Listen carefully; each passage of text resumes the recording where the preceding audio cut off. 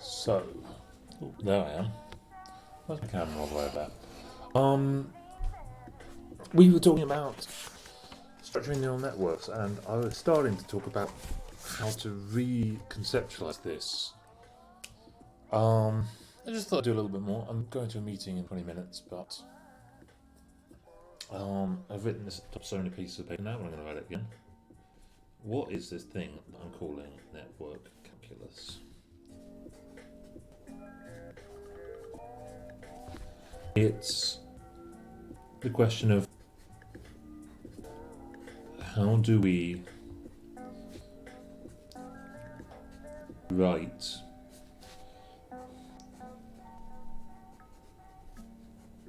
mathematical operations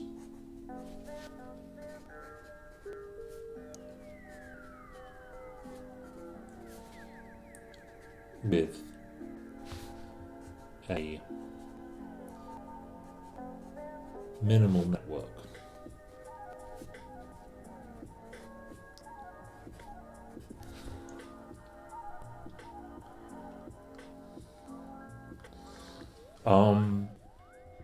Or another way of asking this is, what's the smallest network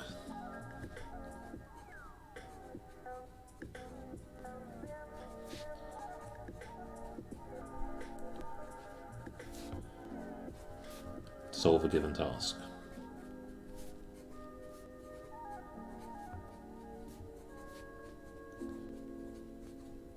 So let's start with just a little bit of terminology I use. So I'm going to do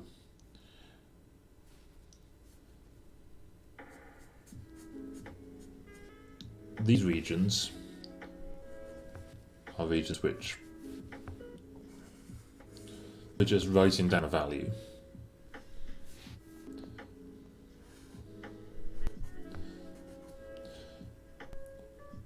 Any arrow is passing a value with a particular weight, where the weight is k. And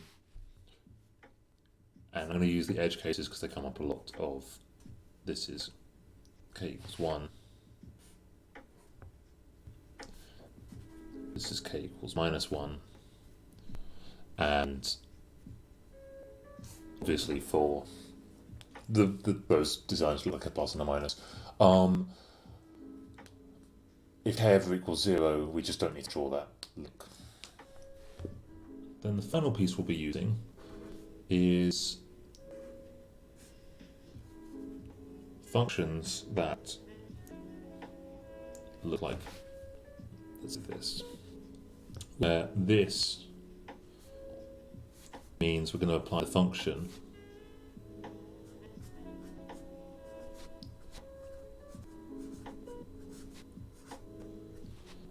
the function we haven't yet described, like this could be, this is where we start talking about sigmoids and values and things like that.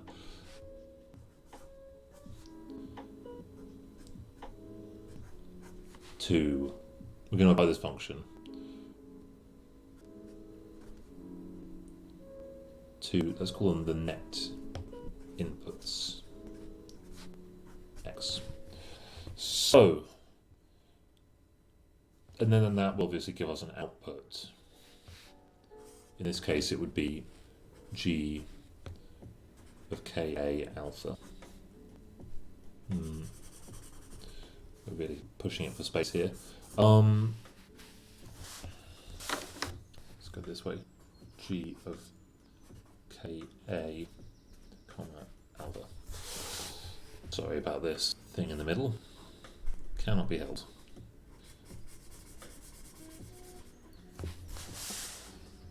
Is that legible? Not really.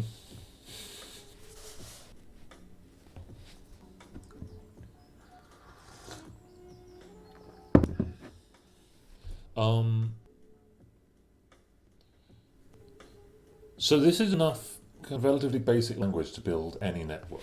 And I should say that the only times where something singular is happening is when we apply a function. So we could actually do like, let's say we put in the number 0.2. We could send it through a thing with weight 5, which will give it, let's make it 6. Why not? to make it into 1.2. We could then multiply it by ln2, which will make it into 1.2 ln2. Ln2 or 6 are not specifically useful, but just to say that we can actually do this.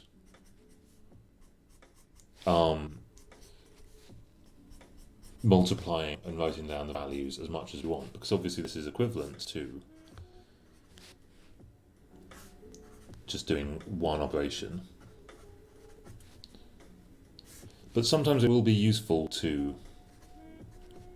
separate out those steps.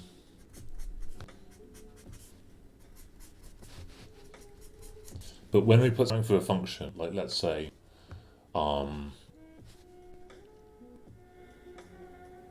that function is a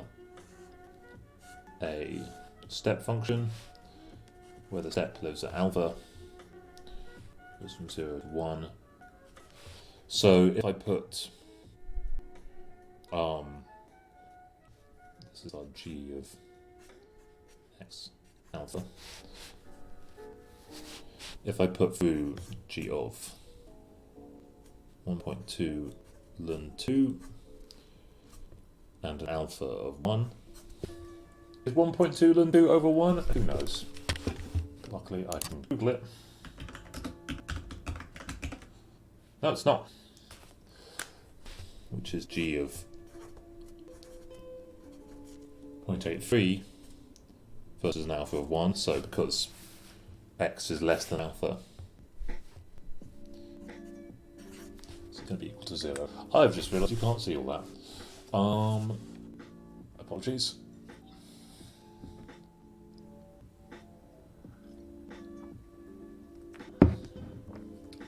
So this is a relatively simple language where we can start writing out functions that neural networks can do in pretty minimal terms.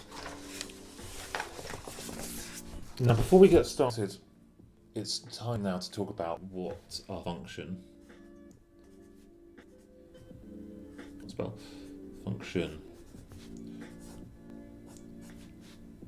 should look like.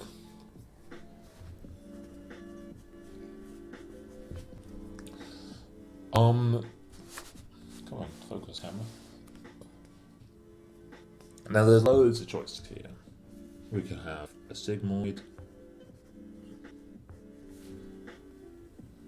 which look like that, from 0 to 1.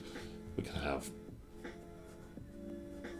a tanh, that's not used for tanh, going from basically the same, going from -1 to 1.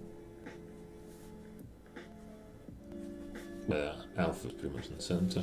We can have a value which goes like this, which is just a kind of elbow curve.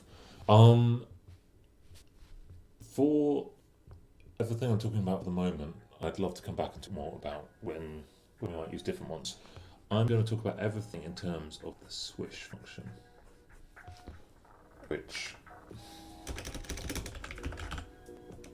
satisfies everything that I want out of a function for at least some of the early steps. So this is a nice function. This came out of a group who basically ran genetic algorithms, I think, to find out what the best activation function was going to be.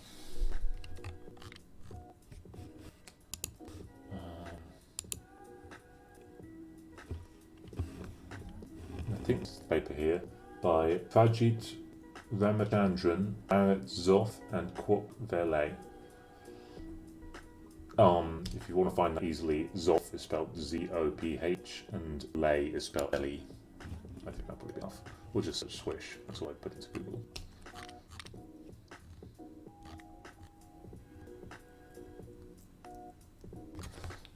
So the swish is sigma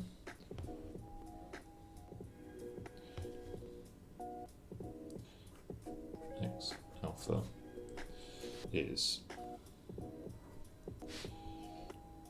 sigma minus alpha, where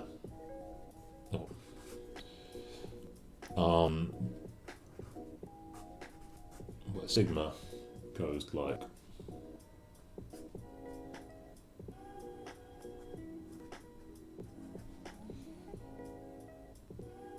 this.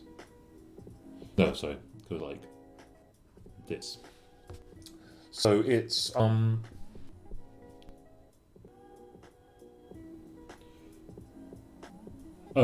yeah, no, let's not call it sigma. Let's call it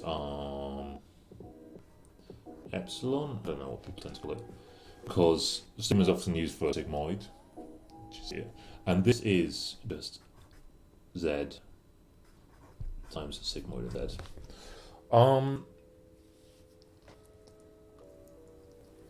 So this is a nice function found by a nice method. I was really annoyed when I found out about this function because I thought I'd worked out the way to make the very best activation function, and I wasn't far off.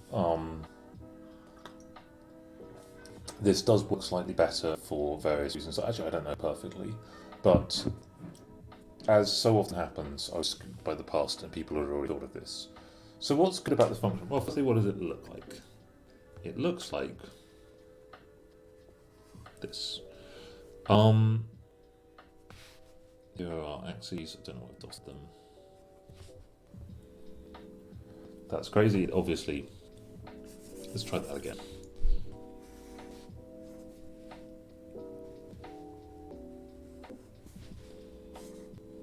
Here we go.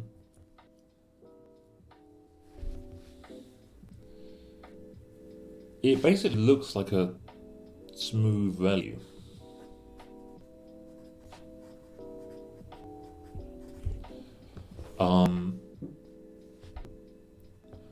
When z is very large and negative, this denominator is huge, so the answer is basically 0. When z is very large and positive, this denominator is 1, so it just goes linearly. Passes through 0 because when z equals 0, let's call this z and epsilon instead.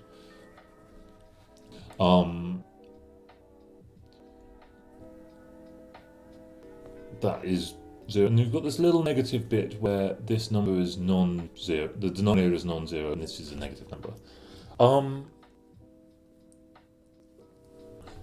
For the record, the one that I thought was going to be the best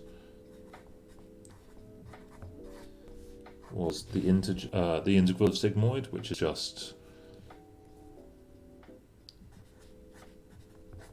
epsilon z is the integral from minus infinity to z of the sigmoid. Does it need to be normalized? It probably does.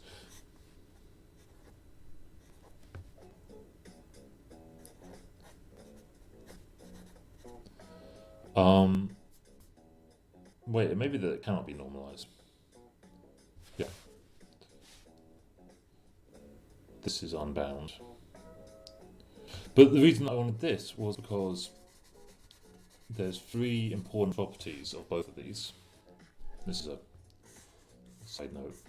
They did actually, this was effectively in their calculations. It performs pretty well, but the switch performs even better.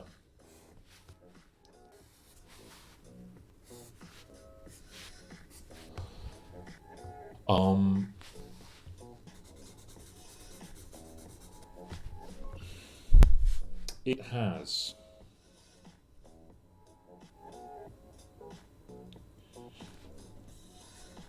at some x the first derivative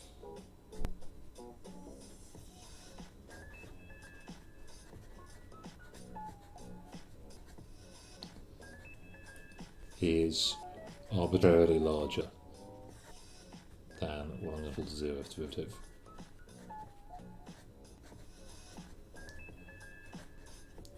I'll try that in more mathematical language. There exists an x such that the log a function by dx is much larger than 1. Doesn't have to be true everywhere, but here, place for the switch, the place we see that is at. I know I'm switching back between x and z. This is what you get for tuning into this nonsense. For the switch, this happens at x equals 0, where the function is 0, but the first derivative definitely isn't. So that's the first criteria that we want. Second, and this is why that's fine with value, but there's something else we need that isn't fine with value. It needs to have a non-zero second derivative.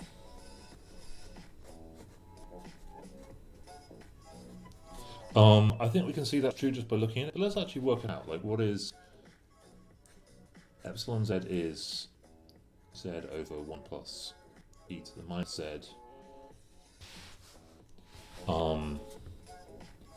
Epsilon dash, which is my shorthand way of writing the epsilon by dz, is 1 over 1 plus e to the minus z minus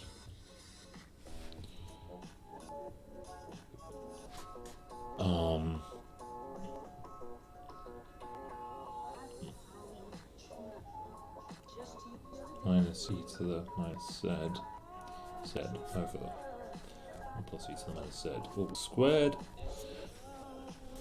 So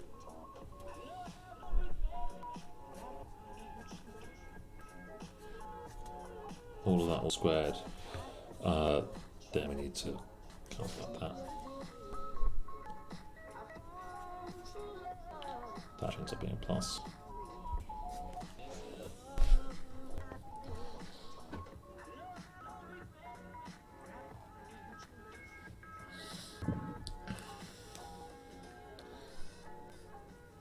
God, these aren't beautiful.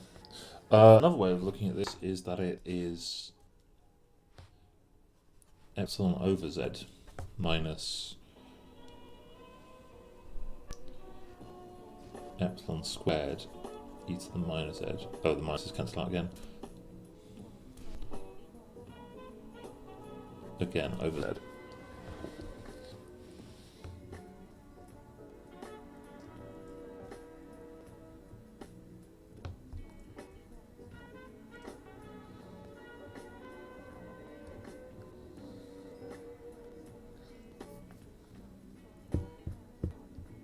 That doesn't seem dimensionally consistent.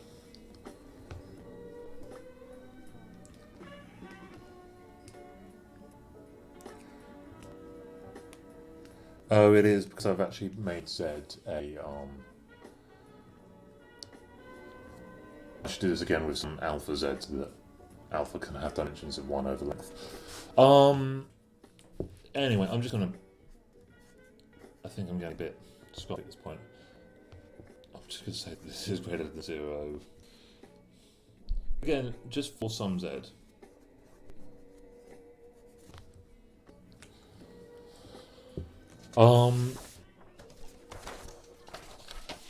So, just to reiterate, got requirement 1 is that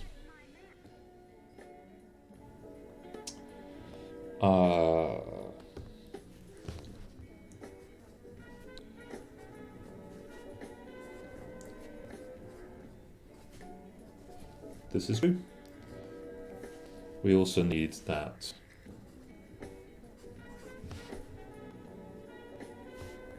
well, actually, that doesn't even need to be greater than 0, I think. I think we can just do it.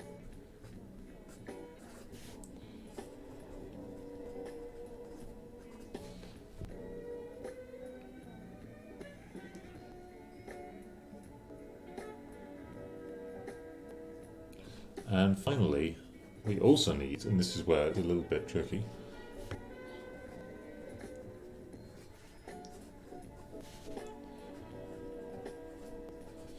I must pass through 0.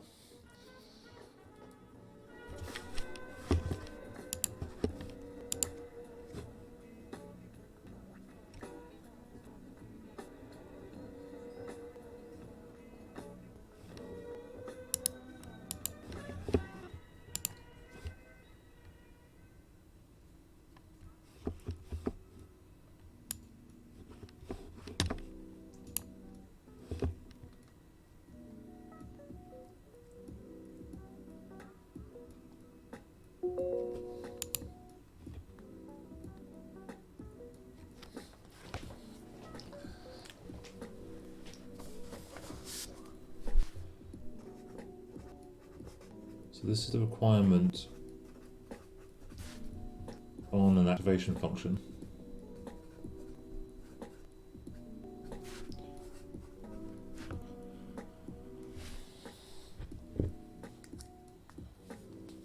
Um,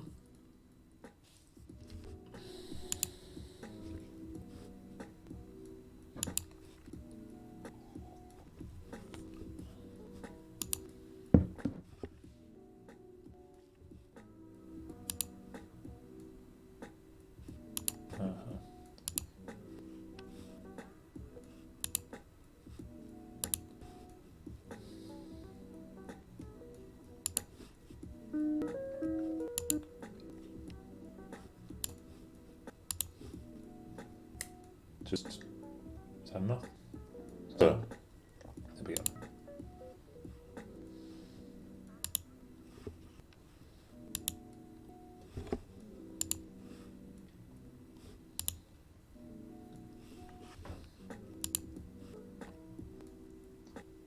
Just,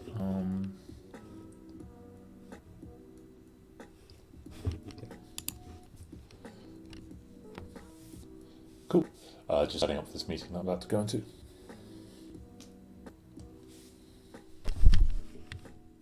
It's not seemingly using my camera.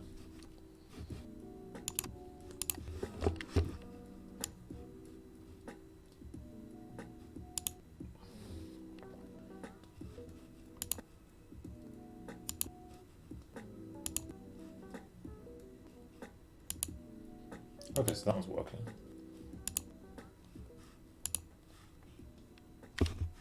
Failed to start the video camera. Why is that happening?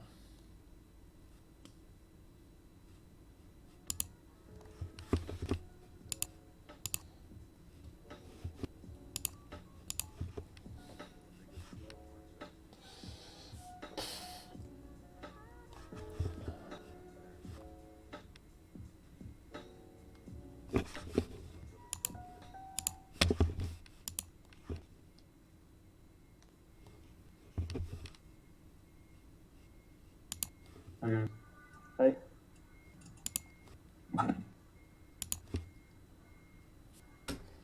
Hey, how you guys doing?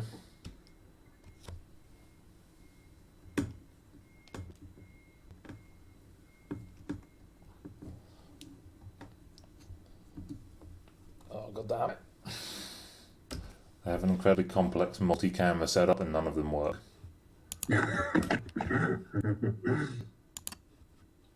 Are you planning to just flick between cameras? Well, I have, like I'm doing some streaming where I should actually also end the stream.